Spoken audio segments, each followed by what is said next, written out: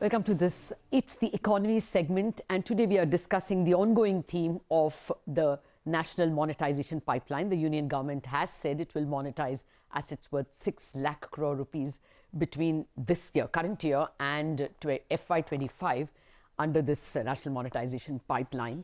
The target for the first fiscal is set at 88,000 crore rupees, and that is set to double by the second year. In the first year itself, a good 30,000 crore, if I'm not mistaken, is expected to come from roads itself. So obviously the most important person would be the Roads Ministry Secretary. Joining us now is Giridhar Armane, Secretary Minister of Road Transport and Highways. He's also Chairman in HAI, Additional Charge Secretary at DPIIT. So perhaps can answer a whole host of questions. Thank you very much, Mr. Armane, for joining us. The industry has a lot of questions, and many of the questions I'm asking you are going to be what they have been discussing among themselves. Now, I think the document says that in the first year, 30,000 crore of assets are going to be monetized and 5,000 kilometers of roads will be on offer. This means that people have to bid at 6 crore per kilometer.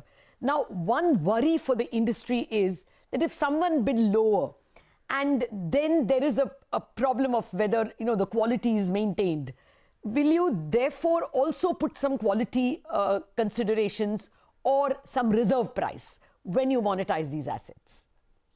Good morning, Lataji. Actually, raising resources for building more national highways is our purpose.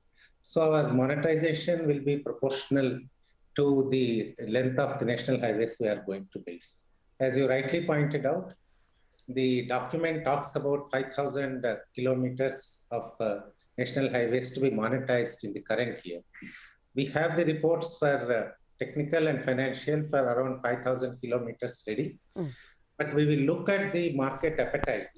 How much is the market capacity to absorb this kind of monetization targets? And then we will decide. In fact, we got 3-4 modes of monetization, depending on the type of target investors we are looking at. First is TOT. We have very good experience. So as a first tranche, this year we are going ahead with around 400 kilometers in this month and next month. Similarly, in InvIT, we are planning to offer 400 kilometers.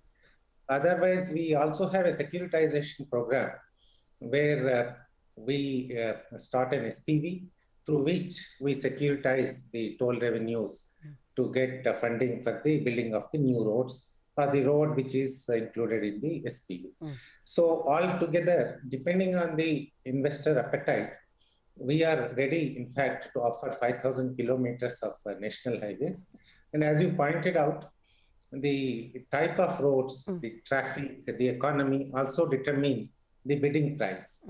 So the targets both for the length of national highways to be monetized as well as the amount to be raised are not very fixed. These are depending upon the market appetite. Okay. No, just that one question on whether a reserve price, etc., will be contemplated?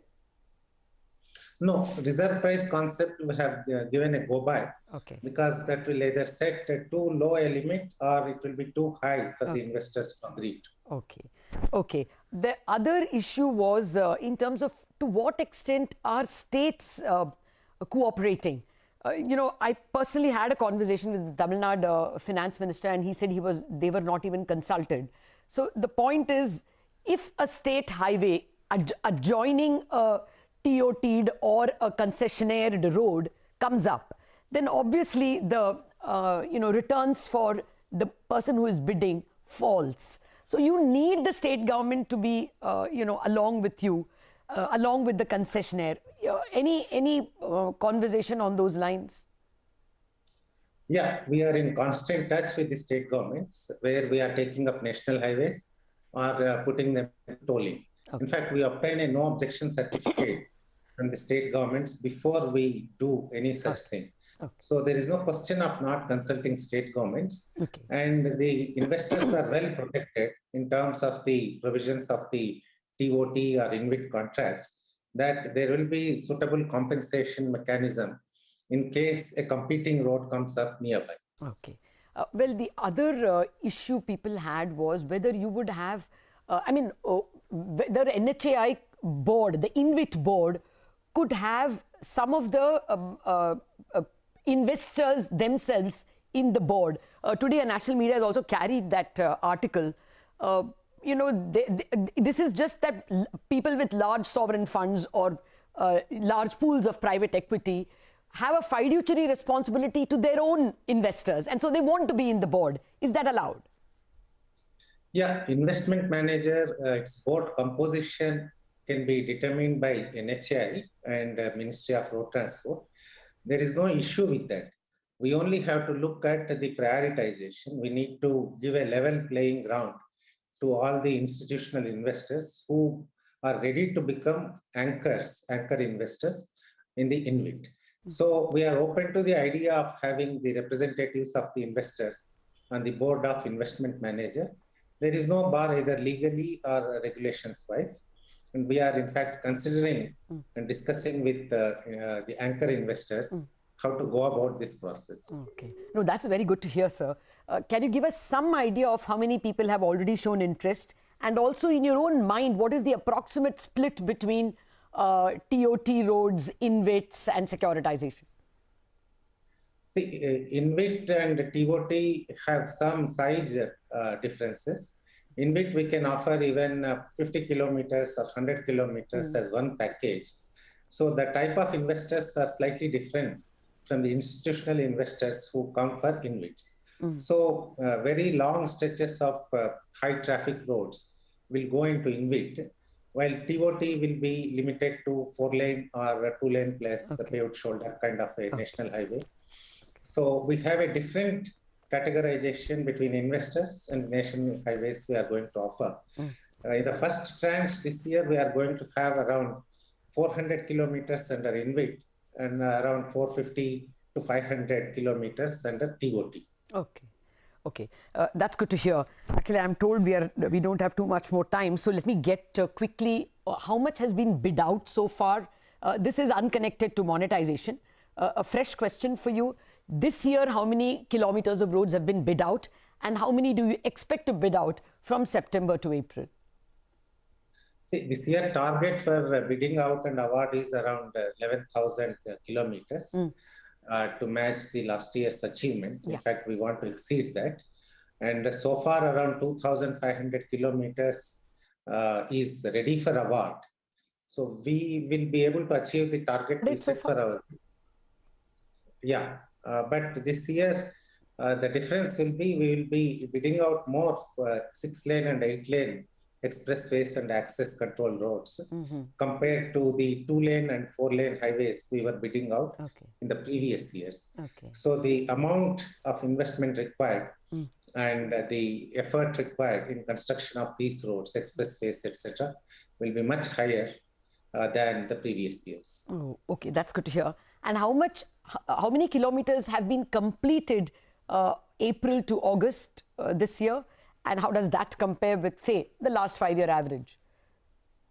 In fact, this year will be highest achievement. So far, we have done 3,100 kilometers of construction of national highways against last year's target and achievement of 3,000 kilometers.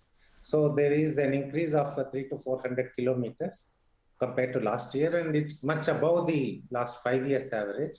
It will be way above, in fact, 1,000 kilometers more than the last 5 years average. Okay. Will you all, well, just a final very quick question, will you all be able to speed up arbitration, sir? For the private sector, that was one very big worry, that money gets stuck, and though private sector is expected to show animal spirits, from the government side, that animal spirits is not there, especially by the bureaucracy. You know, you want to push the arbitration to the courts, and then from the courts to the higher courts. Money gets stuck. Any moves to improve respecting the arbitrator's call? In fact, the government does not want any litigation or arbitration. But it happens. Last year we settled around 45,000 crores of claims in a very conciliatory fashion.